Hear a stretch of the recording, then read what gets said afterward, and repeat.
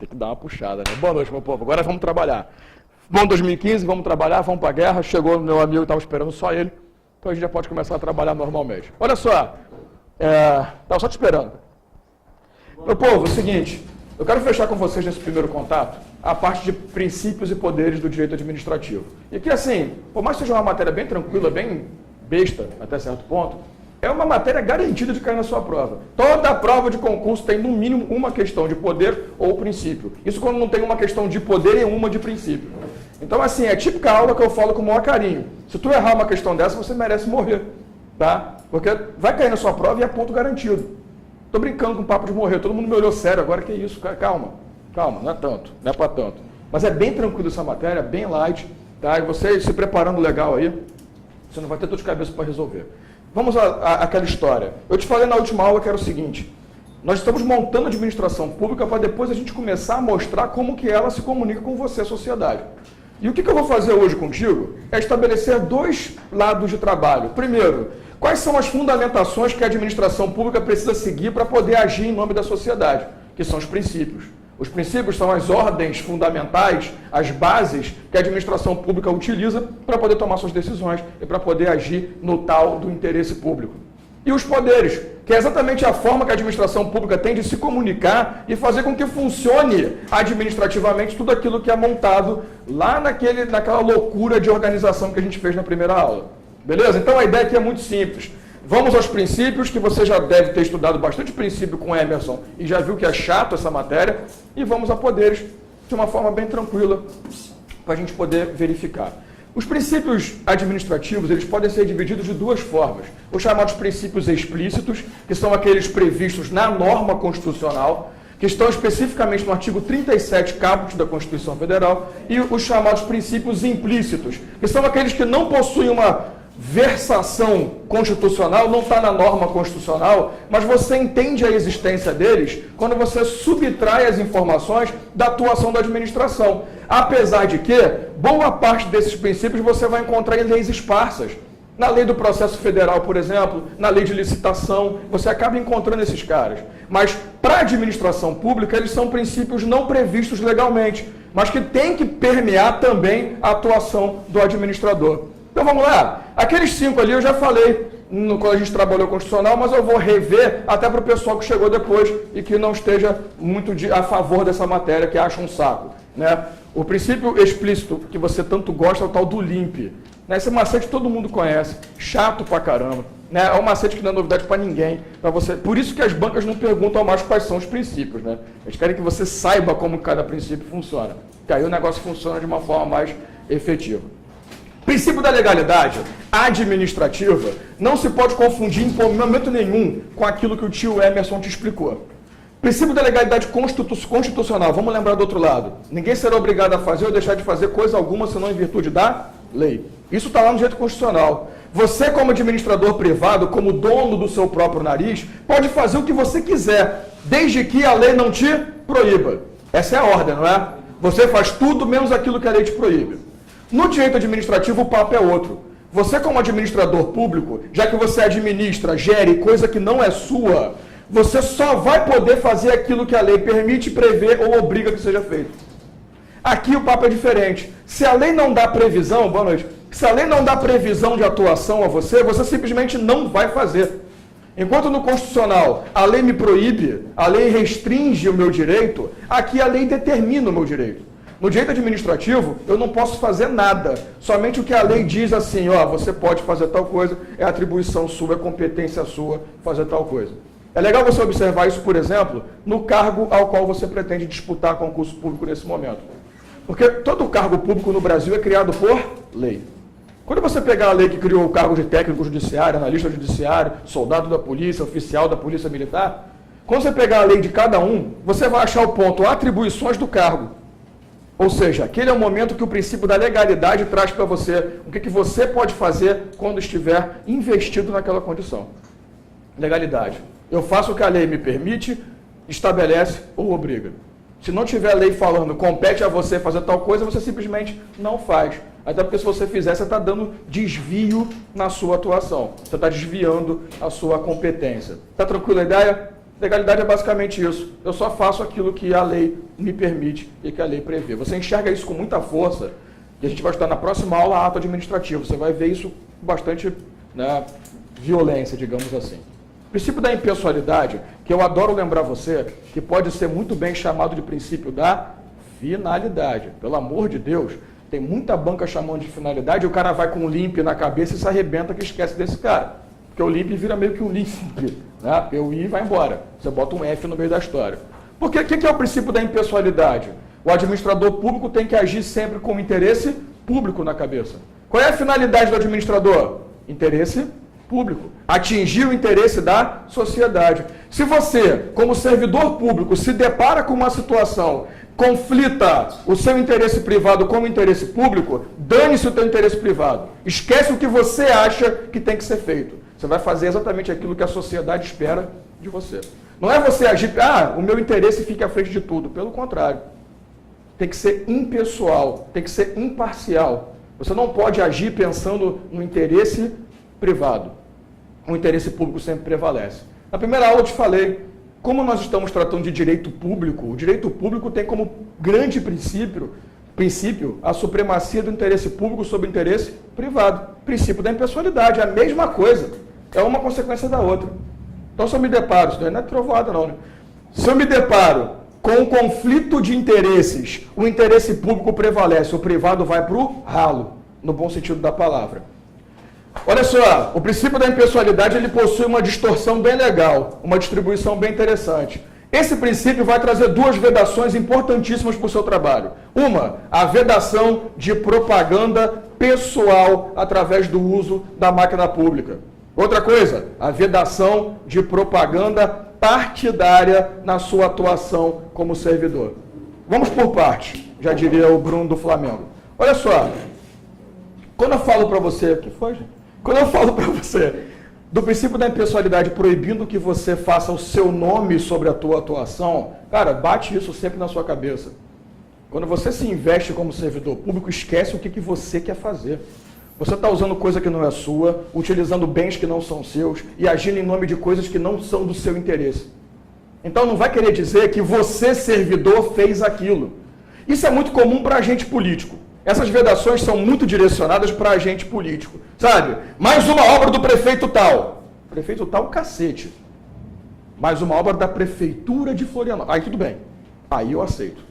Agora, o cara realizar uma obra pública, que não é mais que obrigação dele, e querer fazer propaganda do nome dele em cima disso, assim que eu cheguei a Blumenau, eu moro no Sul há 1 ano e meio, eu sou do Rio de Janeiro, para quem não percebeu ainda, para quem não me conhece ainda. Quando eu cheguei a Blumenau, eu me deparei com um outdoor sensacional de uma dupla dinâmica muito conhecida lá, a Ana Paula e o Décio Lima. São pessoas maravilhosas lá de Blumenau, sabe, que Deus ama muito. Só pode estar vivo até... Está gravando, né? Grande abraço para quem estiver vendo e gostar deles. Quero que vocês se dêem. Eu me deparei com um outdoor gigantesco que tinha a foto dos dois, tinha desenhos de presentes e estavam lá. Décio Lima e Ana Paula trazem para Blumenau Universidade Federal de Santa Catarina, UFSC, um polo da UFSC e uma obra de uma ponte lá. Aquilo não durou uma semana, aquele outdoor. Porque não pode, cara. Colocar lá, a Prefeitura de Blumenau realizou tais conquistas para a sociedade. Agora, colocar o teu nome, vai se ferrar. Propaganda pessoal, vedado. Aí tem gente que é esperto, não vou colocar o nome, eu coloco o meu partido. Mais uma obra do PT, mais uma obra do PSDB, mais uma obra do PQP. Não me interessa também o partido, não. Até porque o partido muda, o prefeito muda, mas a prefeitura é a mesma. O partido muda, o vereador muda, mas a Câmara Legislativa, a Casa Legislativa é a mesma. Então, amigão, não pode nunca slogan, siglas que façam ligação com alguma sigla. Isso tudo o TRE já estabeleceu para a gente com muito amor, né? O direito eleitoral fala isso com muito mais força. Mas o princípio da impessoalidade tem essa distinção hoje em dia.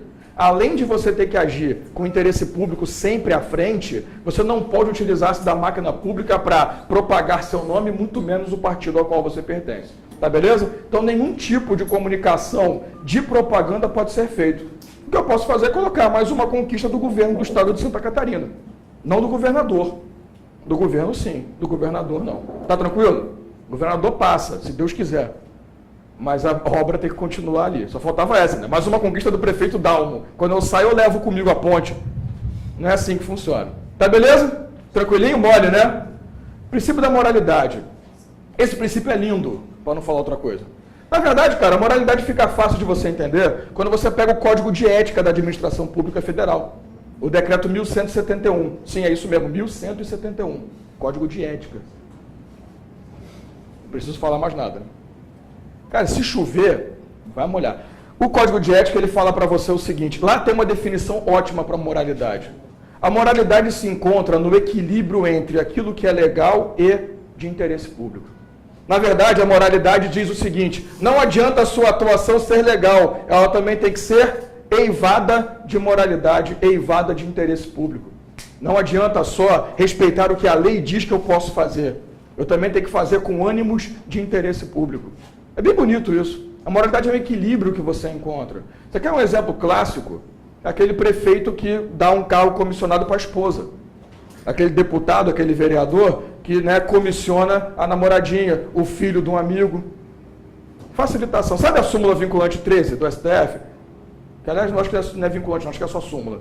Que é a do nepotismo.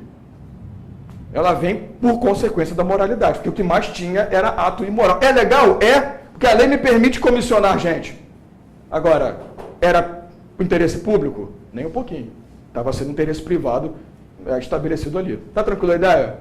Basicamente isso. Moralidade é esse equilíbrio entre legalidade e impessoalidade. Faltou um dos dois lados, afasta a moralidade. Ato imoral. Foi? Lembra você que quando se fala em moral, se fala no abstrato, na vontade, na filosofia da pessoa. A ética é outra conversa. Foi? Princípio da publicidade. Aquele princípio que te traz também duas condições. Primeiro, para que um ato administrativo, um contrato administrativo tenha efeito e força, ele precisa ser publicado. Não adianta eu chegar para a administração pública e falar, olha só, atendi a todos os requisitos estabelecidos em lei, quero me aposentar. A administração vai falar, parabéns, está aposentado. Não é assim.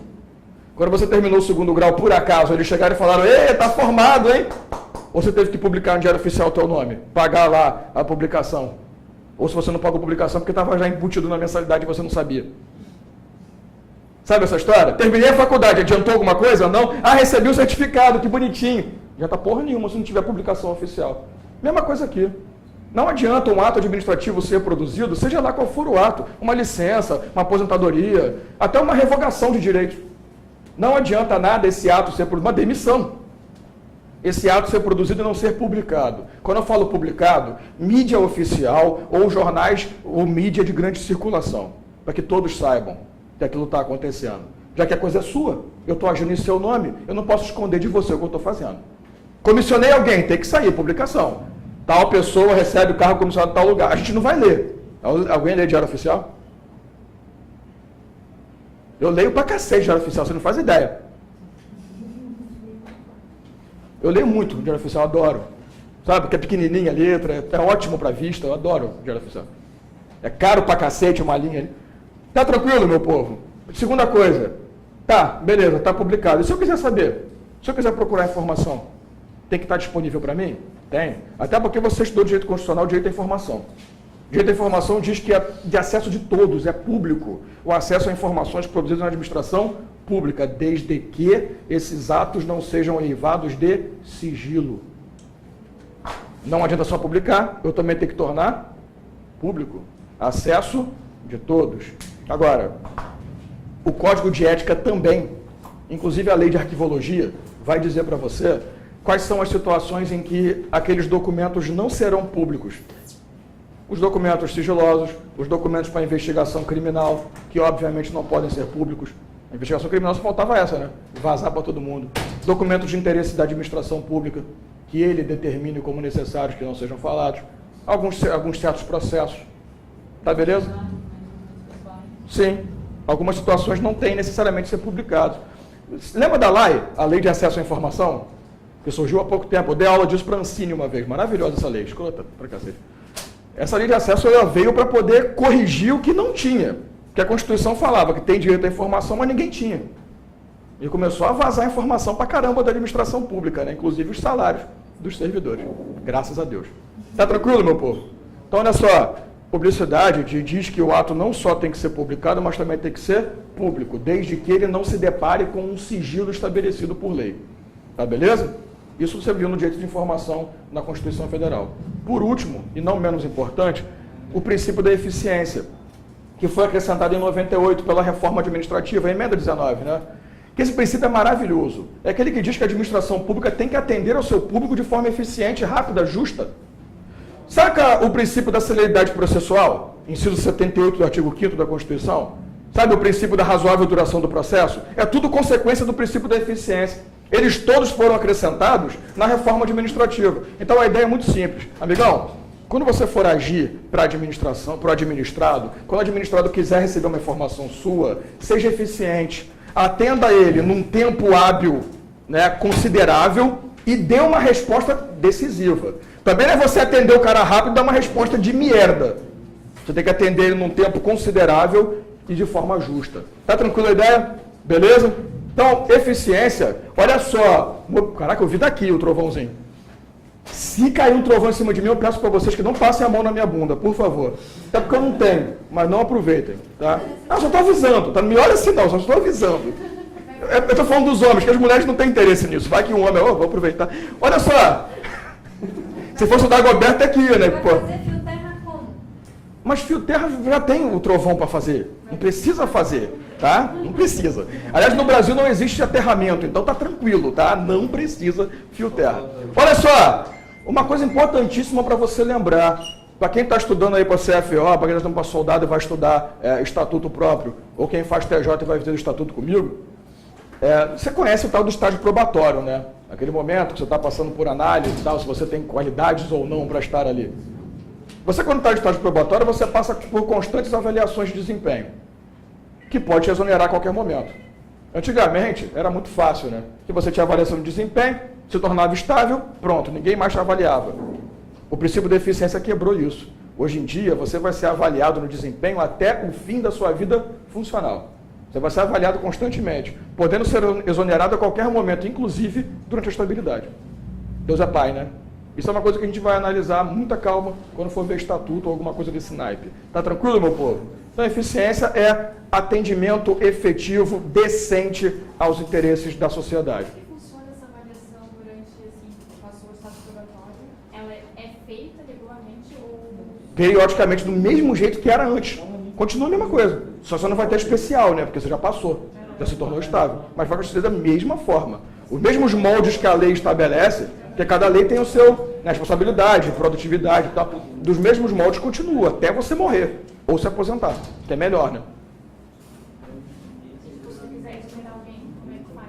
A avaliação de desempenho, se for considerado inapto, vai ser exonerado. Se não produzem, deixa eu ver que elas estão muito tempo lá, então a avaliação não está sendo feita. Exatamente, que provavelmente alguém está dando mole para essa pessoa. Porque se a avaliação tivesse sendo rígida, já era para ter sido exonerada há muito tempo.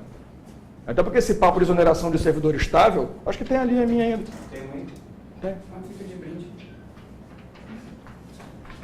Tomando cuidado. A exoneração de servidor estável se dá em 3 situações hoje em dia. Pode acontecer, não é anormal não, tá? Mas nem vou entrar muito nessa seara agora, mas é a mesma avaliação, o tempo inteiro. Chato, né? Só que não é tão assim de 3 em 3 meses, vai ser de 4 em 4, sabe? Não é tão chato. Tá tranquilo, meu povo? Esses são os princípios explícitos, artigo 37 da Constituição. Eu preciso saber isso, preciso. Já teve muita prova de concurso que eu peguei que o cara fez questão de falar, são princípios explícitos, são princípios implícitos, só para ferrar o peão. Tá? Isso eu digo principalmente para quem for fazer TJ, a FGV adora fazer isso. Tá tranquilo? Tapa na cara. Princípios implícitos, fica aí então, porra. Princípios implícitos são aqueles que não estão previstos legalmente, mas que você consegue subtrair, consegue absorver da atuação do servidor ou da administração pública. Amigão, eu já vou te pedir um favor daqueles inesquecíveis. Se você é daquela pessoa que acha que razoabilidade e proporcionalidade são a mesma coisa, pode esquecer. Tem uma coisa que eu tenho ódio a isso, quando eu vejo na internet. Razoabilidade, também conhecido como proporcionalidade, não, peraí. Olha só, a razoabilidade pode ser o todo. A proporcionalidade pode ser até um pedacinho dela. Isso eu concordo. A proporcionalidade é um complemento, é uma parte da razoabilidade. Beleza. Agora, daí a dizer que é a mesma coisa? Não. Até porque as bancas têm sido muito canalhas ultimamente, te perguntando qual é o princípio e colocando A, razoabilidade, C, proporcionalidade. Porque ela sabe que você tem essa mania de achar que é tudo igual. Então vamos trabalhar os dois de forma distinta. Primeiro de tudo, normalmente, eu já vou aproveitar e matar esse lado aqui, tá? Normalmente, o servidor público, ele possui o chamado poder discricionário de atuação. Deixa eu aproveitar e matar esses poderes aqui logo. Poder vinculado é aquele que diz o seguinte: você, servidor, tem que agir exatamente como a lei diz e você não tem margem de escolha. Se você se deparou com determinada situação, tem que fazer tal coisa. Um exemplo clássico, aposentadoria. A lei diz que se você atender às exigências estabelecidas na lei, quando você pedir aposentadoria, ela não pode ser o quê? Negada. Poder vinculado. Chega para o administrador, pô, o cara atendeu a todos os requisitos. Show de bola. Está aposentado. Poder vinculado. Se o administrador seguiu a lei, eu também tenho que seguir. Eu não tenho margem de opção. Agora, poder discricionário. A lei me diz que eu posso escolher, por critérios de conveniência e oportunidade, qual é a melhor forma de atuar. Olha isso aqui, critérios de conveniência e oportunidade. Eu vou te dar um exemplo que eu amo, adoro. Fiscal de vigilância sanitária. Adoro esse exemplo, não sei porquê, é porque é mais fácil de enxergar essa porra. A lei diz assim, você vai lá fiscalizar. Se você se depara com determinada situação, com situação de infração, você poderá, 1, multar o estabelecimento. 2, destruir os produtos. 3, fechar o estabelecimento comercial. Olha que legal. Se a lei falasse para mim, você tem que multar e fechar e destruir tudo, poder vinculado. Eu não posso escolher nada, eu tenho que fazer exatamente como a lei diz. Se eu encontrar um produto estragado ou o estabelecimento todo estragado, eu vou tomar a mesma atitude, multar, fechar e destruir tudo. Agora, se a lei me fala, você pode multar ou destruir os produtos ou fechar a instituição. Ou fazer 2 das 3 coisas. Ou fazer os 3. Percebeu? O que significa o poder discricionário? É quando você se depara com a situação fática e pensa, peraí, nesse caso aqui, o que seria mais legal? O que seria mais correto? Legal de legalidade, tá? Pô, eu encontrei uma margarina estragada. Multa. Não seria mais legal, mais interessante? Multa. Tem que fechar o estabelecimento? Então, você tem 800 mil metros quadrados, tem um potinho estragado, porra. Agora, eu encontro uma seção inteira estragada. Mando destruir a porra toda e vou começar a pensar já em mandar fechar. Não sei se vocês souberam do caso do supermercado Big, lá em Blumenau, que foi fechado no ano passado, ou entre março e abril, que foram encontrados, para falar de uma forma carinhosa, dejetos de rato em cima de vários produtos que estavam expostos ao consumidor.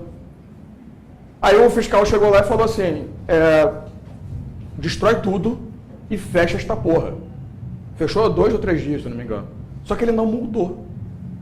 Por quê? Porque ele não quis. Discricionário. Ele achou que não deveria multar. Mandou fechar, destruiu tudo, mas não multou. Até quando eu vi o caso, eu falei, não multou? Bom, cada um com seus problemas, né? Tá tranquila a ideia? O poder discricionário tem margem de escolha de qual é a melhor atitude a se tomar naquela condição. Por que eu estou te explicando isso? Porque isso vai ajudar na razoabilidade e na proporcionalidade. De novo, vamos lá, fiscal de vigilância. Eu vou entrar em 2 estabelecimentos. Em um estabelecimento, estabelecimento 1, eu me deparo com um potinho de margarina estragado. No estabelecimento 2, eu me deparo com uma seção inteira estragada. Você consideraria razoável se eu chegasse nesse estabelecimento aqui? Olha a palavra, razoável. Se eu chegasse nesse estabelecimento, saravá, meu pai. Eu com medo agora de cair aquele vidro. Você consideraria razoável se eu chegasse e mandasse fechar o estabelecimento todo, por causa de um potinho? Se eu mandasse destruir tudo, sendo que o pote está lacrado, não teve contato com nenhum outro produto, não teve como infectar nada. Você acha razoável isso? O cara vai lá e declara, aplica uma multa. Beleza, razoável. Você notou uma coisa? Eu estou te perguntando, é você que vai sentir. Você acha razoável? Acho. E razoabilidade é isso. É critério objetivo. Razoabilidade é aquele sentimento que o interesse público espera de você. É que você, quando se depara com a situação em que você tem um poder discricionário nas mãos, você vai tomar uma atitude que o interesse público espera de você. Só que razoável. Sem exagerar, sem extrapolar, você vai se deparar com uma situação e vai praticar o razoável. Tranquilo até aqui? Eu vou te mostrar proporcional, vai ficar pior ainda. Razoabilidade, a decisão que você toma perante o ato. Encontrei o estabelecimento uma sessão inteira de frios estragado. Você acha legal mandar o estabelecimento inteiro fechar? Para uns sim, para outros talvez fecha só aquela área. Então nós vamos decretar multa mais destruição dos produtos. E uma advertência. Da próxima vez que eu encontrar isso, eu mando fechar. Tá bom para você? Razoável, né? Pelo menos teve uma atuação condizente com o que eu esperava. Alguém está fiscalizando. Isso é razoabilidade. É quando o fiscal ou o servidor público ele age pensando no que o interesse público espera que ele faça. De acordo com a situação que ele se depara, ele vai tomar a melhor decisão. A decisão que se encaixe melhor naquela condição. Agora, olha só. Você percebeu que nos dois casos eu multei? Aí o fiscal chega e fala assim, um potinho, multa de R$1.000. Uma sessão inteira, multa de R$1.200. Você achou legal? Foi razoável, não foi? Foi. Mas foi proporcional? Sacou a jogada? Eu costumo falar da seguinte forma. A razoabilidade é o critério de decisão. Você tem que tomar uma decisão razoável perante a situação que você se depara. A proporcionalidade é a aplicação dessa decisão. Tem que ser proporcional ao que eu encontrei. Porra, peraí, se eu com um produtinho mandei R$1.000, eu vou esperar no mínimo uma multa de 10 mil para esse cara, 10, 12, sei lá, 13 mil. Aqui é critério subjetivo. Eu vou olhar o histórico do servidor público. Pô, você quando costuma pegar um produtinho, você manda 1.000, como é que tu pega uma sessão inteira e manda 1.200? Não teve proporcionalidade. Então, assim, são princípios que andam juntos? São, isso eu não nego. Agora que são a mesma coisa, está longe. Na verdade, razoabilidade você decide qual vai ser o meio. Proporcionalidade você adequa o meio ao que você encontrou. Sacou a jogada? Essa é outra forma de você enxergar. Razoabilidade, escolha do meio. Proporcionalidade, aplicação adequada do meio que você escolheu. Na proporção do que você se deparou. Tá tranquilo, meu povo? Dá para sacar a jogada bem aqui? Eles são juntos. É legal que eles se confundem, né? É uma linha bem pequena que separa. Mas só você pensar, peraí, o que eu vou fazer aqui? Eu vou aplicar uma multa. Pronto. Razoabilidade. Agora, que tipo de multa? Quanto de multa eu vou aplicar? Proporcionalidade. Tá tranquilo? O juiz também tem que agir assim. Você imagina? Você bate na tua mulher, 10 anos de prisão. Aí teu vizinho mata a esposa, 5 anos de prisão. Porra, peraí. Eu bati, peguei 10, como é que o cara pega 5? Tudo bem que ele vai pegar no mínimo 6, mas como é que ele vai pegar 5? Tá de brincadeira. Ele, nesse caso, ela não sofreu, né? É, pode ser, né? Não teve dor, né? Não fale isso não, que lembra de um caso, acho que eu não contei aqui, eu contei aqui do ventilador, contei, né? Acho que eu contei, mas deixa eu falar. Professor de Direito Penal que trabalhava comigo lá no Rio, eu contratei ele, era professor da Academpol do Rio de Janeiro, de Direito Penal. Professor Edmundo, narigudo pra caralho. É rápido essa história. É delegado de polícia e quando chegou lá uma mulher falando assim, porque meu marido me bateu. Bateu com o quê, minha senhora? Com o ventilador. Tava ligado? Não. Então vai embora, porra, nem machucou. Se tivesse ligado, aí sim. Isso é um homem. Então, olha só. Isso é um homem que tem que morrer, né? Pode falar. Eu sei que você pensou isso. Contraditória e ampla defesa também são dois princípios que não são a mesma coisa. É outro que a gente também tem mania de trabalhar juntos. Contraditório é o princípio que diz que você tem direito a contradizer o que é dito sobre você. Nada mais é do que a sua defesa. Contraditório é o direito que eu tenho de ter um momento de defesa durante a ação processual. Agora, preste atenção no outro lado. Que tipo de defesa eu posso apresentar? Qualquer uma. Não é assim que a Constituição fala? Contraditória e ampla defesa, garantindo-se todos os recursos inerentes para atingir sua defesa plena? Ampla defesa. Qualquer tipo de recurso. Recursos, provas testemunhais, documentais, periciais, láudicas. Vamos lá. Se me é imputado um crime, é dito que eu fiz alguma coisa. Então eu tenho direito de defesa, contradição. O contraditório é só isso. É a fase de defesa. Como que eu vou me defender? Da forma mais ampla possível. Eu vou te mostrar uma coisinha bem escrota. Talvez o Emerson tenha falado disso. Se ele não falou, é porque ele não achou conveniente, e realmente não é. Eu vou falar por babaquice. Não, é só para te mostrar mesmo. Não tem aquela frase da Constituição Federal que diz para você que são inadmissíveis no processo as provas obtidas de forma ilícita? Para acusar. Para defender, não. Já ouviu isso? Para acusar, sim, é inadmissível. Para defesa, não. Se for para me defender, eu posso, inclusive, utilizar prova obtida de forma ilícita. Por quê? Por causa da ampla defesa. Pacificado pelo STF há muito tempo. Bonito isso, né? Então, a ampla defesa chega a esse ponto. Eu posso atingir provas obtidas de forma ilícita e usar aquilo como defesa, para atingir a plenitude do meu contraditório. Bonito isso, né?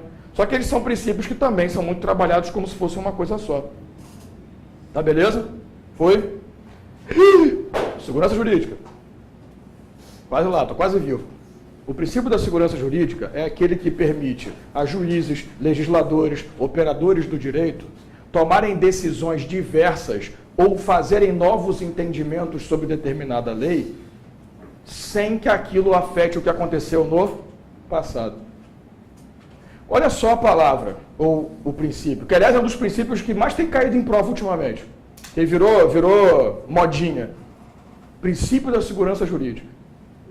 Pode ser que um juiz monocrático, ele tenha tomado uma decisão, um juiz singular, durante a vida inteira ele tomou decisão sobre determinada norma daquele jeito. Só que ele se deparou com um caso diferenciado e usou aquela norma com uma interpretação diversa. Que para você, que já foi julgado por ele, seria mais benéfica usar a nova interpretação. Aí tu vai lá e fala assim, peraí, se você julgou assim, então revê meu caso. Revê meu caso o cacete. Já passou. Sabe aquele princípio da irretroatividade da lei? Lei penal não retroagir, salvo benefício do réu. Ponto 1. Lei penal. Mas eu queria olhar outro prisma, que fala, a lei não poderá prejudicar ato jurídico perfeito, direito adquirido e coisa julgada. Olha que bonito. Já teve julgamento? Esquece.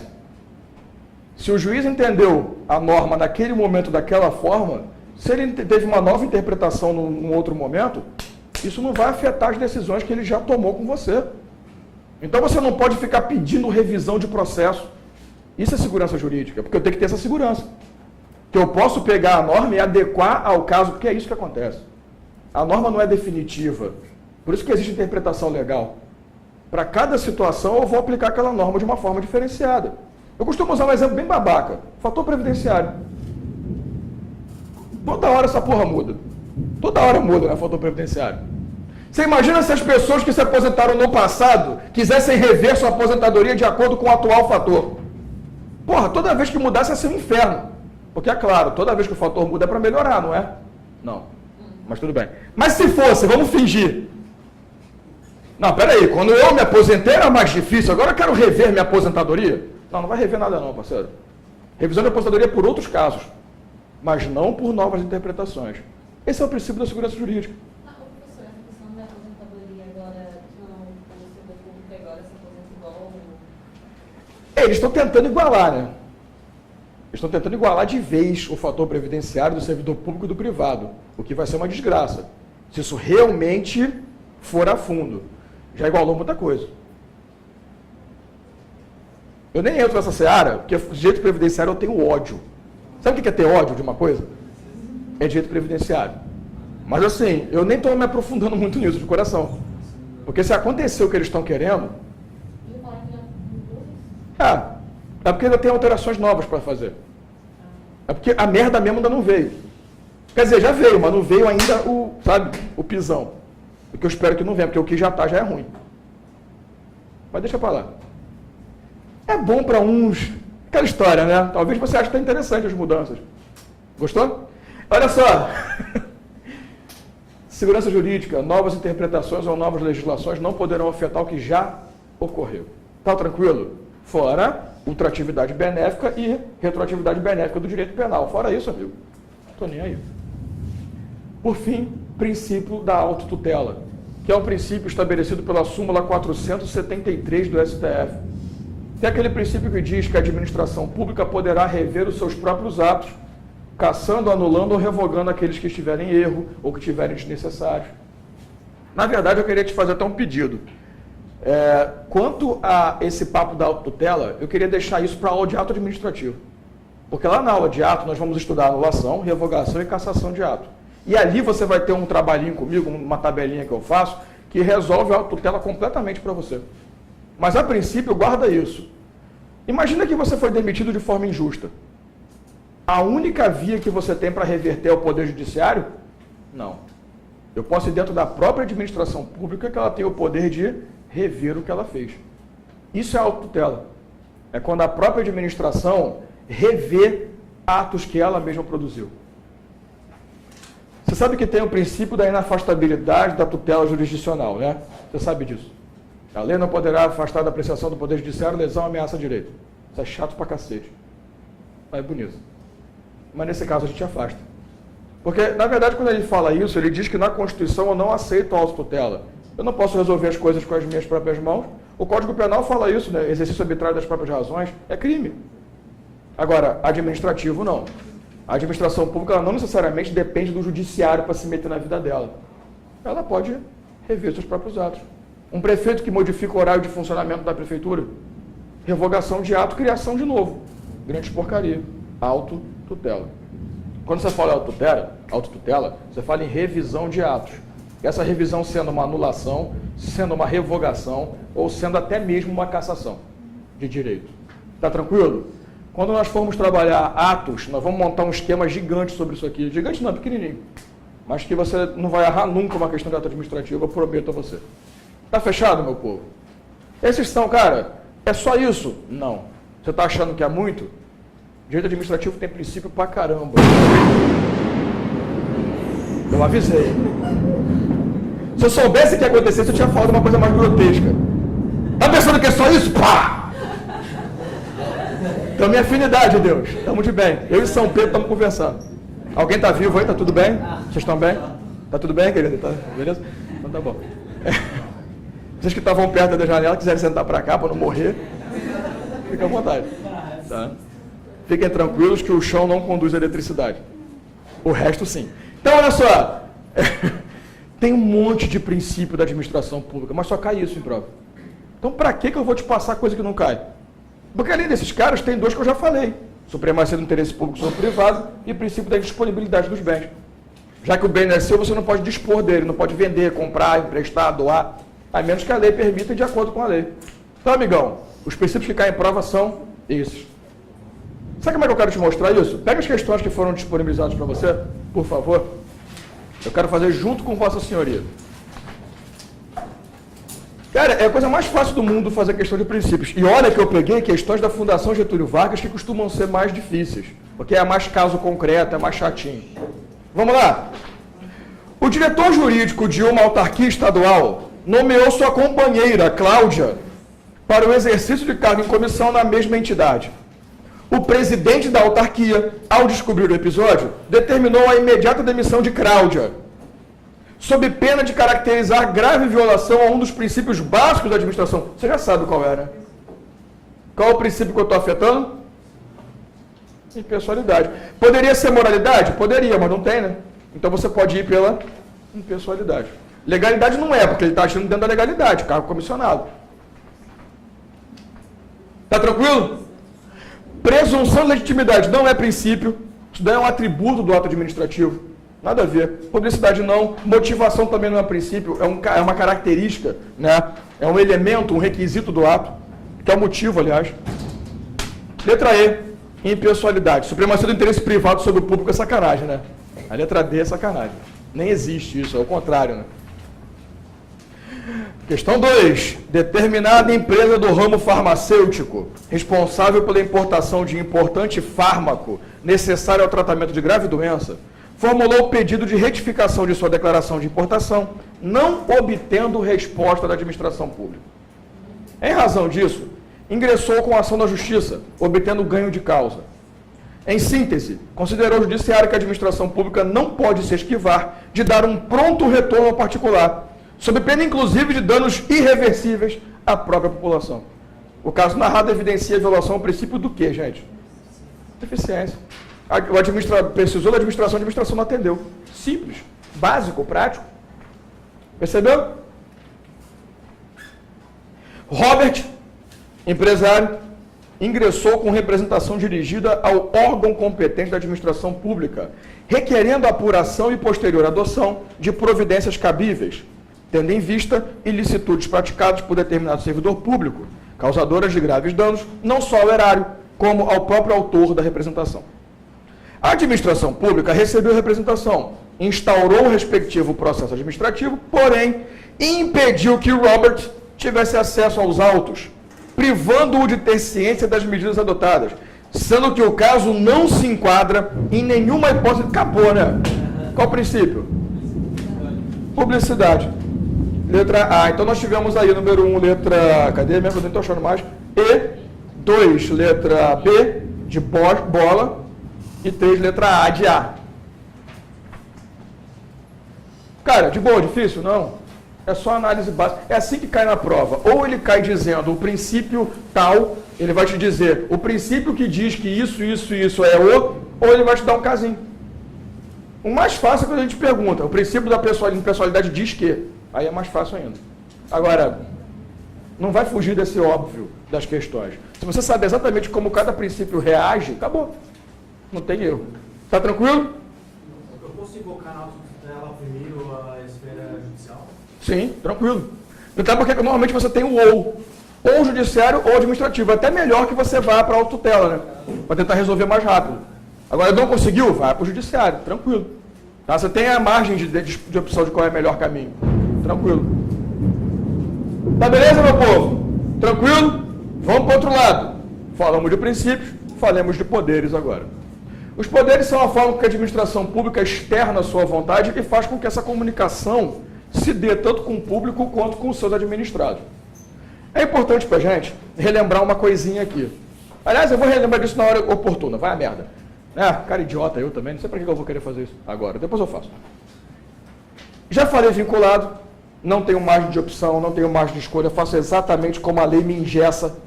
Já foi discricionário. Por critério de conveniência e oportunidade, eu posso escolher qual é a melhor atitude a ser tomada. Baseando sempre na razoabilidade e na proporcionalidade. Tranquilo, né? Mas vamos para os outros. O poder hierárquico é aquele poder que me diz o seguinte: já que eu sou superior e eu tenho meus subordinados, por conta da teoria do órgão, superior, subalterno, subordinado, tem toda aquela babaquice. Já que eu tenho essa relação de hierarquia com meus administrados, nem sempre eu estou disponível a realizar certa atribuição que é minha. Então eu tenho uma competência que é minha. Só que eu queria muito, muito mesmo, por uma questão de preguiça, digamos assim, transferir essa competência para outra pessoa, para um subordinado meu. Ao invés de eu ir lá fazer, eu quero passar para uma outra pessoa para ela fazer no meu nome. Eu posso fazer isso? Posso. O poder hierárquico me diz exatamente isso. É o momento em que o superior, através de um processo de delegação, transfere ao subordinado a competência que inicialmente era dele. Ô amigão, quem vai assinar a partir de hoje é você. Tranquilo. Exatamente. É o bom e velho, né? Desde que legal, né? Está na legalidade, beleza. O poder hierárquico, ele vai trazer a primeira coisa, delegação. O que significa delegação? É quando você transfere uma competência que inicialmente era sua para um subordinado. Manda o cara fazer em teu nome, simples. Volto a dizer, o princípio da legalidade me diz que eu só posso fazer o que compete a mim, porra. Pensei que fosse dar um estouro de novo aqui, né? Mas tá longe, esse foi longe. Você quer um exemplo bem esdrúxulo mesmo? Artigo 84 da Constituição fala assim: compete privativamente ao presidente da República, ou seja, coisa que só ele pode fazer. E se ele estiver em viagem ao exterior? Quem é que faz? O vice. Atribuição sendo delegada. Tá tranquilo? Até aí, beleza? Artigo 13 da Lei 9784 vai trazer uma informação boa pra caramba. Existem atos que são indelegáveis. Repito, artigo 13 da Lei 984 de 99, que é a Lei de Processo Administrativo Federal. Está na apostila, tá? O artigo 13 fala assim: existem 3 coisas que eu não posso delegar nunca. Primeiro, normas de caráter exclusivo. Porque quando você fala em atribuição, em competência, perdão, norma não, tá? Desculpa, competência de caráter exclusivo. Existem 2 tipos de competência, caráter exclusivo e privativo. Exclusivo não se delega, privativo se delega. Então, se você se depara com uma norma que diz que só você pode fazer, porra, se ela falou, é exclusividade sua, só você faz, ninguém mais faz. É o caso do decreto autônomo, por exemplo, artigo 84, inciso 6º da Constituição, que eu vou trabalhar daqui a pouco com você. Só o presidente da República pode, só ele. Corno, né? Então, presta atenção. Quando eu falo de competência exclusiva, é que ninguém mais pode fazer que não você. Cabe delegação? Não. Segunda coisa, normas de caráter, ou melhor, atos de caráter normativo. Se a lei me diz que cabe a mim produzir determinada norma, só eu posso fazer, eu não posso atribuir isso a ninguém. Isso entra no decreto, no poder regulamentar, que a gente vai ver daqui a pouco, que é só dos chefes do Poder Executivo. Eu não posso transferir para ninguém, um subordinado meu. Eu não posso falar para um outro cara produzir uma norma em meu nome.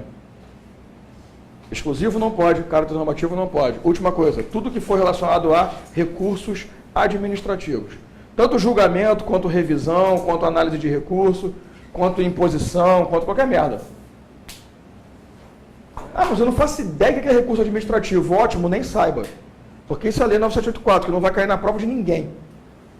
Isso é processo federal, só cabe na esfera federal. Só vai cair para quem for fazer INSS. Tá tranquilo?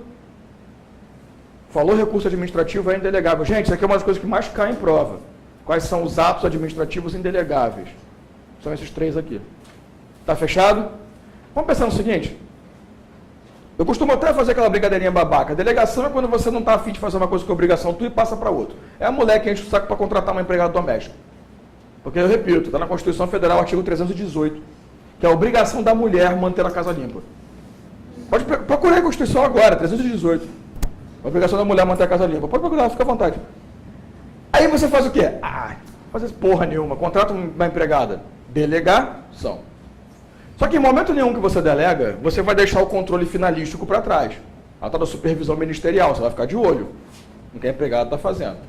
Tu vê que ela não está limpando lá, sabe, os cantinhos, não está tirando teia de aranha. Ela está passando lá, mas o pó está ficando. Parece a casa do Maradona, tem pó em tudo quanto é lado que você vai. Você está gostando da prestação de serviço dela? Não. O que você faz? Chama a competência de volta. O nome disso é avocação. Se a delegação é um envio de competência, a avocação é a recuperação da competência pela autoridade superior. Passei para o subordinado, o desgraçado não fez direito, amigão, pelo amor de Deus, vá para o inferno, me devolve a competência.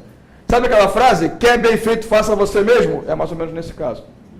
Então eu tenho 2 processos, delegar, transferir competência para o subordinado. Avocar, medida excepcional, eu só faço como última hipótese. Chamar de volta, recuperar a competência para mim. Tá tranquilo? Cara, falou em poder hierárquico, só vai cair isso, delegação e avocação, não vai cair mais nada. Só vai cair subordinação nessa porra. Não tem outro papo. Tá fechado? Poder regulamentar, tô cansado. Mas vamos embora. O problema não é de vocês, é meu. Poder regulamentar, também conhecido como poder normativo. É o seguinte, eu vou te dar logo a definição dele para a gente poder ficar de boa. Poder regulamentar é aquele poder que determina que todos os chefes do poder executivo possuem a atribuição de dar fiel execução a uma lei. Quando você fala em poder regulamentar, você pensa em quê? Criar regulamento, criar norma, criar lei. E não é muito bem isso não. É, mas não é. Na verdade, eu tenho uma lei pré-existente que me passa a atribuição, ou que está, sei lá, em dúvida, o povo não sabe como vai aplicar. E para dar fiel execução, para fazer com que aquilo funcione, o chefe do Poder Executivo, ele edita uma lei, explicando como que essa norma funciona. Na verdade, é coisa bem simples. Você sabe que existe estatuto estadual, estatuto municipal, estatuto federal para os servidores. A atribuição de cada um. A Constituição fala que os municípios podem criar seus próprios estatutos para o servidor público atrelado a ele. Não tem problema. Quem é que vai decretar essa fiel execução à norma? Um decreto. Uma atuação de chefe de poder executivo. A maioria dos estatutos do Brasil são feitos através de decreto. Sabe disso, né? Aliás, os mais antigos, né? Os mais novos, não. Por exemplo, o Estatuto do Rio de Janeiro é um decreto-lei. Ridículo, né? É um decreto regulamentado, são 2 decretos no Rio. Um decreto normal, 2479, e o decreto 220. É um nojo aquilo. Mas o decreto não pode ser lei, tá? Exatamente, não, porque não é uma lei, na verdade, né? Não é um processo legislativo. O executivo vai lá, edita e pronto. Sim. Sabe aquela historinha babaca que eu falei de, por exemplo, o prefeito determinando o horário de funcionamento da prefeitura? É a função dele. Ele faz isso através de norma. É um ato de caráter normativo. Só que a jogada é vocês guardarem o seguinte: toda vez que se fala em poder regulamentar, se fala em atuação através de decreto. Decreto do presidente, decreto do prefeito, decreto do governador. Chefes do Poder Executivo. Gente, olha só, eu não estou criando lei. Eu estou pegando lei pré-existente e estou dando fiel execução a ela. Cabe à prefeitura determinar o horário de, sei lá, recolhimento de lixo. Pronto, eu vou dar fiel execução. Cadê a prefeitura? Cadê a norma que diz como que funciona? Decreto. Se tiver uma previsão legal, nunca vai ser absurdo, né? Agora, se não tiver, você manda revogar. Ou se for ilegal, manda anular. Aí entra a tutela, para poder limpar a gente das cagadas do chefe do Poder Executivo. Tá? Caso ele dê uma norma que não vale, você entra na tutela. Ou vai para o Poder Judiciário para anular por ilegalidade. Tá? Cara, os exemplos mais toscos possíveis que você imaginar para dar fiel execução a qualquer coisa. Sabe, um contrato para ser firmado, uma licitação para ser lançada. A forma que isso vai funcionar se dá através de decreto. Eu costumo usar esses exemplos idiotas, sabe? Lá em Blumenau, por exemplo, teve uma época que estava uma guerra, aumentava e diminuía a tarifa de ônibus. Sabe quem é que definia a tarifa? O prefeito, através de decreto. O decreto determinava qual era a tarifa que seria cobrada da sociedade por conta da prestação de serviço municipal. Simples. Não era o consórcio que ganhou a licitação, não era a CETEB, que é uma autarquia municipal. Era o prefeito através de decreto. Rock and roll, né? Tá tranquilo, meu povo? Tá beleza? Deixa eu te explicar uma coisa legal. Pelo amor de Jesus, quando se fala em poder regulamentar e se fala em decreto, tem uma preocupação em 3 coisas. O decreto regulamentar ou decreto propriamente dito, o decreto-lei e o decreto autônomo. É só para deixar você bem ligado mesmo, para evitar qualquer problema. O poder regulamentar só fala desse cara aqui. É esse decreto que me interessa. O decreto regulamentar ou o decreto propriamente dito. Que é aquele que é competência dos chefes do poder executivo. Porque quando você fala em decreto autônomo, isso é uma novidade jurídica do artigo 84, inciso 6º da Constituição. Que é uma atribuição própria somente do presidente da República. Só ele pode produzir o chamado decreto autônomo. Que é decreto de reorganização administrativa e decreto que você vai cancelar, vai desfazer cargos públicos. Tá? Está na Constituição, se quiser dar uma leitinha depois. Você não precisa nem se preocupar muito em ficar memorizando isso não. Mas está na apostila também, como observação. Decreto-lei nem pode existir mais. Desde o advento da Constituição de 88 não pode mais. Decreto-lei era uma aberração jurídica impressionante. Uma aberração legislativa assustadora, que o chefe do Poder Executivo gerava um decreto que tinha a força de lei. Ou seja, não passava pela Casa Legislativa a produção de lei. Porra, peraí, né? Isso é função atípica, mas dentro de uma extrapolação de limite impressionante. Então presta atenção, decreto-lei eu não posso mais criar, mas aqueles anteriores a 88, que não confrontem a Constituição, foram mantidos. O Código Penal é um exemplo maravilhoso. O Código Penal é um decreto-lei até hoje. Repito, o Estatuto do Rio de Janeiro é um decreto-lei até hoje. Está tranquilo? O que eu quero te mostrar? Cara, me disseram até de manhã que caiu na prova da prefeitura daqui. Decreto é a atuação de quem? Do poder regulamentar. Acabou. Como é que o poder regulamentar dá fiel execução à norma? Através de um decreto. Quem é que tem competência? Chefe do poder executivo. Você tem que dar essas 3 coisas na cabeça. Falou poder regulamentar, você lembra da palavrinha decreto, ou decreto regulamentar, ou decreto somente, que é competência dos chefes do Poder Executivo e que é para dar fiel execução numa lei. Acabou. Acabou o poder regulamentar para você. Está tranquilo? Fechou? Agora sim eu preciso te falar uma coisinha bonita, para a gente fechar de vez a matéria nesse ponto aqui e trabalhar as questões que faltaram. Olha só, a classificação de agente público, muito difundida hoje em dia, ela possui duas grandes vertentes, eu vou usar a mais comum. Agentes públicos são, servidores públicos, ou seja, aquelas pessoas detentoras de cargo, emprego ou função pública. Fizeram concurso ou foram comissionados, função de confiança, aquela palhaçada que o artigo 37 da Constituição fala com muito carinho, que futuramente eu vou voltar a trabalhar esses assuntos com mais detalhe, tá? Então quem entrou depois não se assusta não, que eu vou firmar tudo de novo de cargo, emprego e função. Então tem os agentes políticos, que são aqueles que não estão no cargo público porque fizeram concurso, mas sim que foram eleitos. São os servidores eletivos e não efetivos. Aqui em cima eu tenho efetivo, aqui embaixo eu tenho eletivo. Esquece o honorífico, não estou nem falando desses caras. Aqui embaixo eu tenho particular. Nós o chamado particular em colaboração com o poder público. Eu quero te mostrar uma coisa legal nisso aqui. Ah, servidor público você já sabe. Quando você virar servidor público, se você já não o é no momento, o que vai acontecer com você? Você vai ser parte da administração pública. Você vai ser um agente público. Se você por acaso disputar a prefeitura, vereança da sua cidade, você vai se tornar o quê? Um agente político. Parte da administração pública. Você vai ter que agir em nome do direito público sempre. Agora, se você é um particular, direito privado, tem empresa própria, participa de um processo licitatório, ganha e assina contrato, você perde naquele contrato o caráter privado e se torna um servidor público também. Você se torna, na verdade, um particular em colaboração com o poder público ou um particular com serviço público por vínculo específico. Presta atenção, eu tenho uma empresa de manutenção de ar-condicionado. Sempre trabalhei para empresas de fora. De repente, abre uma licitação pública na prefeitura e eu ganho. Assino um contrato durante 5 anos, fazer a manutenção preventiva, né, e a manutenção de correção, corretiva, né? Acabei de lembrar, isso é de correção corretiva, viu? A manutenção corretiva dos ares condicionados, gostou? Da prefeitura. Ah, o Wilson aqui. Nesse contrato, eu tenho que respeitar os princípios da administração pública. Nesse contrato, eu tenho que agir como um agente público. Agora, o contrato que eu tenho com a WFG é privado, Dance.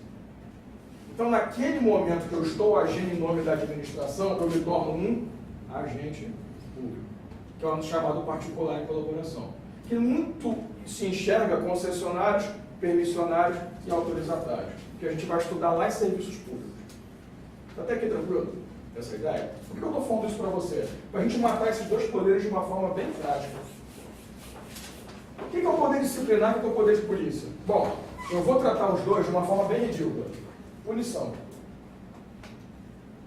Não é isso não, mas eu estou facilitando a tua vida. Porque o poder disciplinar é punição até o extremo. O de polícia nem sempre. O de polícia pode ser restrição, pode ser diminuição, pode ser a obrigação de fazer. Mas eu queria ser bem canalha contigo. Vamos trabalhar os dois com punição. Por quê? Quando eu falo no poder disciplinar, eu tenho a administração pública punindo a administração pública ou particular em colaboração. Particular com vínculo específico. Cara, vamos rapidinho. Já ouviu falar do processo administrativo disciplinar? Olha o nome. Não é o processo feito internamente para poder verificar a infração, cometimento de ato infracional por um servidor e poder punir. Pronto. O poder disciplinar é aquele que permite à administração pública punir os seus por infrações cometidas dentro da gestão administrativa. Ponto final. Quando você comete um ato, você sofre advertência, né, suspensão, demissão, ou em alguns estatutos que ele prevê até repreensão, que é o chamado esporro, está longe também. Quando você tem estatutos prevendo essas possibilidades, você está sofrendo uma punição. Quando você tem um contrato com a administração pública e não está cumprindo, minha empresa está 5 meses sem ir na prefeitura fazer uma manutenção preventiva, Eu posso sofrer multa, suspensão do contrato, não posso? Até rescisão. Eu não estou sendo punido? Beleza. O nome disso é poder disciplinar. É quando a administração pública age com os seus ou com aqueles que possuem vínculo. Só para você guardar isso aqui é poder disciplinar interno. É a administração pública punindo ela mesma. É quando a administração pública pune um servidor ou um agente político. Isso aqui é externo. Quando a administração pública disciplina um particular que a princípio não tinha nada a ver com ele e passou a ter por um contrato. Está tranquila a ideia? Poder disciplinar é sempre isso. Punir os seus. Lógico, nem sempre punir, tá? Porque eu tenho que primeiro averiguar. Eu tenho que dar uma contraditória para a defesa do cara. Eu tenho que averiguar se realmente houve infração e se há necessidade de punição. Tá fechado? Agora, o que é o poder de polícia? É o poder da polícia militar? Não. Da civil também? Não, pelo amor de Deus.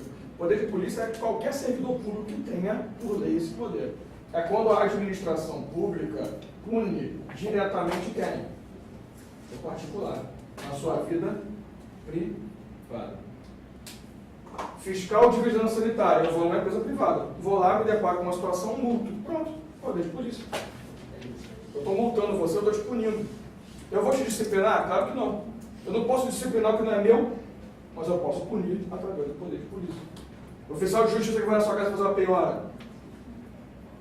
Poder de polícia. Sai daqui hoje, 10 horas da noite, sabe? Está chovendo. Aí você acha que é o Pico Barrichello? Pega teu carro e 250 por hora. Chega amanhã e está na sua casa uma multa. Qual o nome disso? Poder de polícia. Você tem vínculo com a administração? Não. É servidor público? Não. Você está com servidor particular? Tá. Você está sendo punido? Estou. Então dá louça. Poder de polícia. Agora, é claro, você foi preso por um policial militar. Ou você foi... Vamos ser mais canalinha assim. Você foi pego numa blitz. Se você sofreu uma punição, você sofre o quê? Poder de polícia também. Só toma cuidado quando ficar achando que o poder de polícia é a polícia por si só. É qualquer atuação policial que a administração pública tenha. Tanto na polícia administrativa quanto na polícia judiciária. Na administrativa, quando repreende atos dos próximos, ou na judiciária, quando levanta dados para poder processar alguém. Gente, para você não errar nunca, poder de polícia é aquela que permite à administração pública restringir direitos do particular. Por quê? Pelo interesse público. Isso é poder de polícia. Quando eu mando fechar um estabelecimento que não atende às definições sanitárias, eu estou fazendo aquilo em nome do interesse público. Eu estou restringindo o direito particular. Então, para sacar a jogada, o poder de polícia é sempre isso, restrição de poder particular em nome do interesse público. A administração pública carcando no bom sentido e particular. Para fechar, características do poder de polícia. São 3. Primeiro, discricionariedade. Na sua grande maioria, isso aqui não é uma regra, não é definitiva, tem exceções, mas na sua grande maioria, a atuação do poder de polícia é sempre discricionária. Ou seja, eu sempre tenho margem de escolha sobre a melhor opção. Cara, isso aqui você tem que andar no coraçãozinho. Toda vez que fala discricionário, lembra dessas 2 palavras, critérios de conveniência e oportunidade. Toda vez que falar disso aqui é discricionário. É conveniente fazer aquilo e é oportuno fazer aquilo. Pronto, discricionário. Greve. Como é que funciona o direito de greve? É chamado pelos trabalhadores para discutir direitos, inconveniências e oportunidades específicas. Estou certo? Discricionário. Deflagra greve ou não. Segunda situação, autoexecutoriedade. Sabe o processo de execução do processo civil? Caguei para ele. Desculpe a palavra. Porque eu simplesmente vou chegar e falar assim, olha só, está multado. Acabou, cara. Eu vou pegar a multa, vou assinar e vou te dar. Eu não preciso pedir para o judiciário executar a multa. O simples fato de produzir a multa, assinar, porque eu tenho competência para isso, torna a multa automaticamente executável, ou seja, eu vou te cobrar. Autoexecutoriedade é que eu não preciso que o Poder Judiciário confirme meus atos. Eu não preciso que o Judiciário participe. É autoexecutório. Produzir a multa está feita. Dei uma licença, a licença está feita. Eu não preciso te demitir e pedir para o Judiciário, por favor, dá uma sentença de demitir o cara. Não, pô. A administração pública, se ela pode rever seus próprios atos, ela pode produzir o que ela quiser também. Então, a alta executoriedade é não depender do Poder Judiciário para que possa executar uma ação. Deu para entender a jogada? Senão tudo tinha que passar pelo Judiciário, tudo. Até uma aposentadoria. Olha, quantos judiciários não declararam aposentado, irmão? Porra. Se eu falar, tá aposentado, parabéns, assinei o documento, acabou.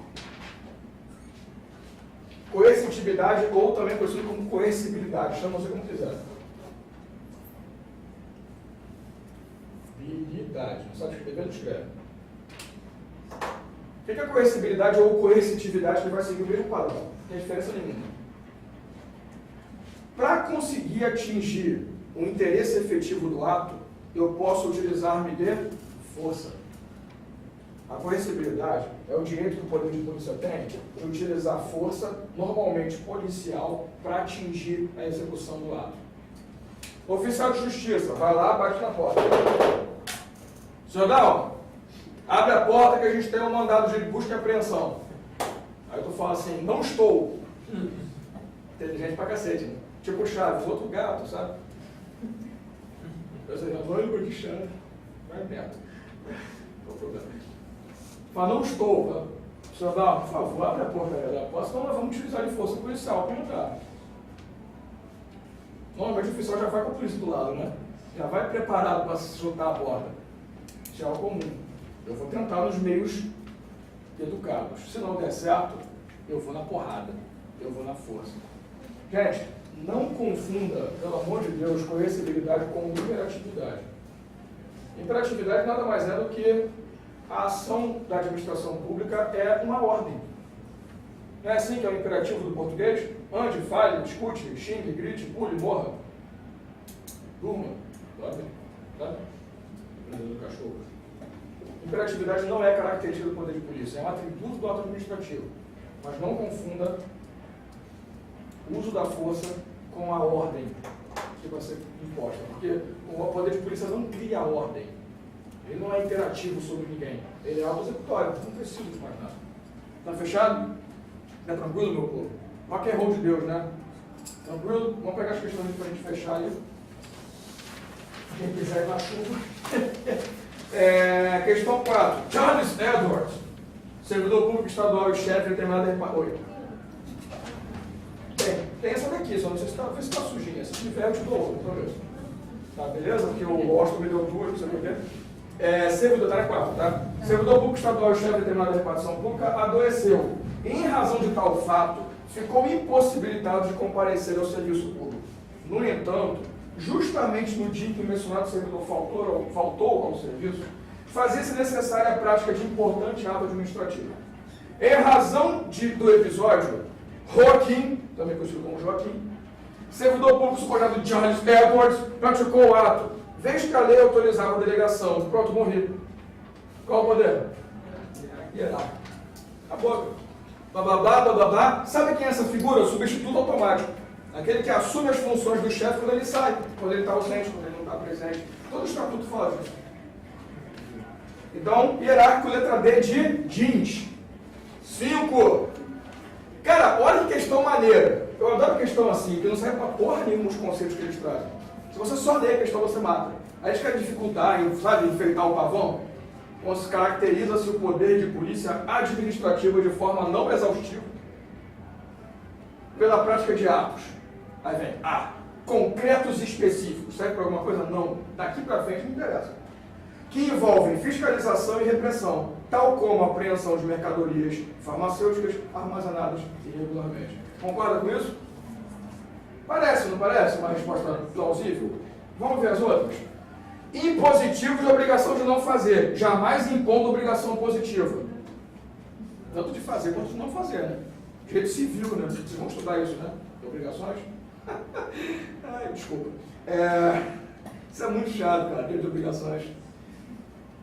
Atos preventivos, no sentido de conformar a conduta do administrador da lei, ficando os atos repressivos na esfera da polícia judiciária. Nada a ver. Nada a ver. Normativos gerais inovados, olha que sexy. Cuja finalidade é sempre estabelecer conduta esperada do administrado e aquelas passíveis de reprimenda. Estabelecer conduta é o poder de polícia que fala qual é o que você tem que fazer ou não. Tá maluco. Repressivos, mediante provocação de administrados diante de danos verificados, não havendo espaço para a prática de atos de fiscalização. Fiscalização é comum, né? Então, letra A. Sim, é a resposta mais bonitinha. Cara, é isso que eu tanto falo às vezes. O cara quer buscar tanta informação para nada. Tomar uma questão só lendo. É língua portuguesa. Não, nada, eu comento sempre. Tu não está fazendo faculdade de direito, você quer passar na porcaria da prova. Tu tem que saber o que vai cair, pô. Não tem que ficar inovador. E vai dormir. Tu não vai viver te enrolando, não, só quando eu tô afim. 6. Eu falei isso mesmo? Não. A possibilidade de autoridade superior, de órgão da administração direta, revogar ou anular atos praticados por seus subordinados, nos termos da lei, é exteriorização do poder. Essa questão ela trouxe um princípio como um poder. Você percebeu? Porque se eu estou falando em anular e revogar, estou falando de quê? Autotutela. Só que ele veio chamando de poder de tutela. Isso porque os doutrinadores minoritários fazem isso. Tem doutrinador da minoria que fala que o princípio da autotutela também pode ser chamado de poder de tutela. Não gosto muito dessa definição, não. Mas eu mostro para você caso você se depare com uma questão que chame assim. Tá? Mas é tutela. Cara, falou a revogação e anulação, cassação, é o tal do Nutella. Nutella, não é o nome do negócio? São poderes inerentes à administração pública, o poder normativo, disciplinar e o de polícia. Normativo é regulamentar, tá? Nem uma porcaria. Regulamentador, regulamentar, normativo. Quanto aos dois últimos, porra, então pra que ele falou do normativo? Né? Só pra você encher o saco, né?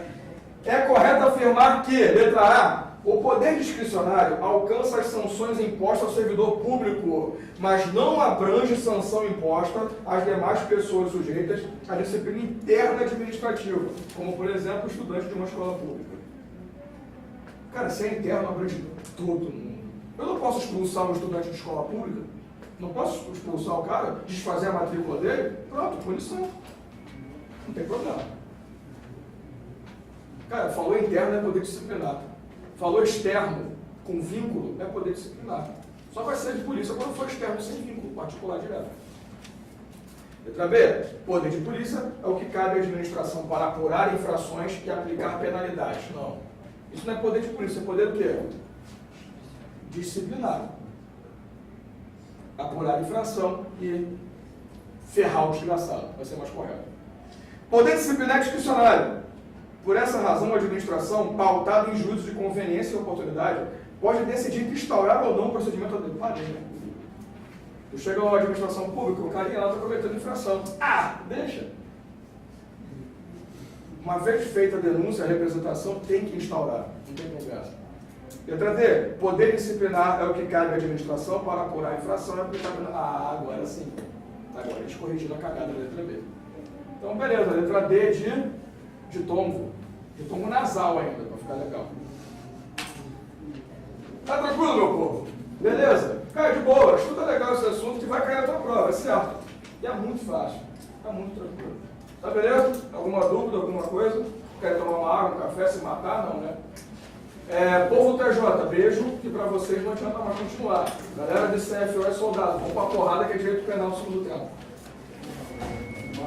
Agora o TJ já não cabe mais, por enquanto, tá? O TJ só vai ter penal comigo lá no finalzinho, pra ver crime contra a administração, tudo contra a finança pública. Tá bom?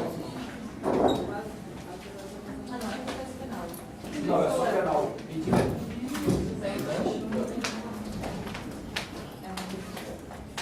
Inexigibilidade é quando você... Na verdade, não é bem princípio.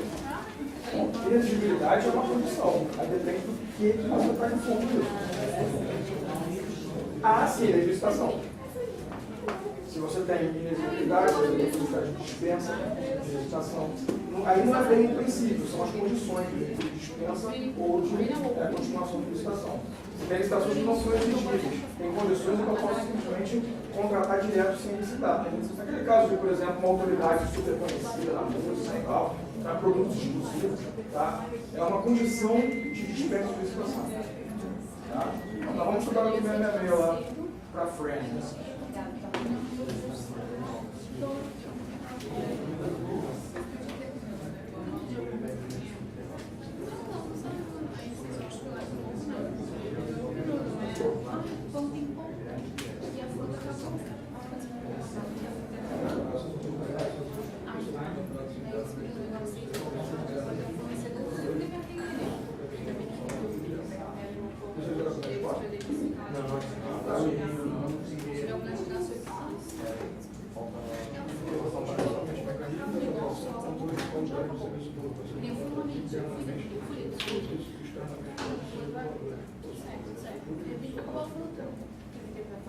gente pode falar de grandes bolsas essa parte de serem implantados internamente pelo tipo de serviço.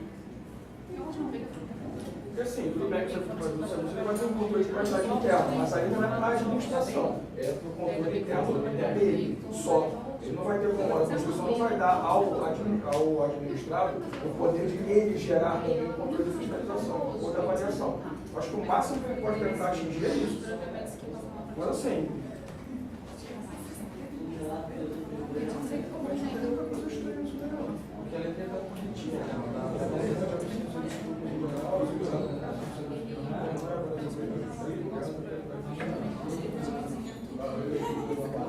Hoje a grande jogada está sendo exatamente assim, o mecanismo de avaliação e controle de qualidade interna. Então, uma coisa é a avaliação periódica ser definida internamente, beleza? Agora, a forma que isso vai ser feito, normalmente é feito por um contrato firmado. Então, a própria administração impõe ao administrado como vai ser feito esse controle, qual vai ser o mecanismo, o que ele precisa atender. Acho que fora isso, poderia ser só nesse ponto mesmo, tá? Porque assim, dar essa liberdade para ele vai confrontar informação, aí vai ter conflito, ele vai poder, não, a qualidade está ótima, para mim está boa. Acho que ele tem que analisar isso assim na administração. É aquela questão do controle finalístico, né? Por mais que você transfira a competência aí, a titularidade de execução, você nunca deixa de fiscalizar o que o cara faz. Então transferir para ele esse poder, normalmente sim. Quando a agência reguladora tem esse poder especial, sim, são as autarquias, né? Em regime especial também. Ou pode ser a administração pública direta, quando a prefeitura faz isso. Pode ser direto, se não tem uma agência reguladora para tal.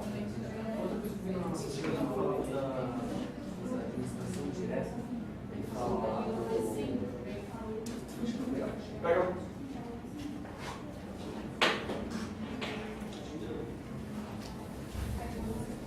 Beleza? Não consegui chegar na aula. Você TJ só? Porra, sacanagem. Um dentista, cara, me segurando até agora. Que merda, cara. Que merda, isso. Ficou 2 horas parado no dentista. Aí quebra, né? Não vai ser chuvarada aí. Já tava na hora da chuva, eu tava do lado. Mas ele foi tranquilinho, ele gravou. Fora que acabou a força do microfone, tá tudo bem. Acabou a luz do microfone.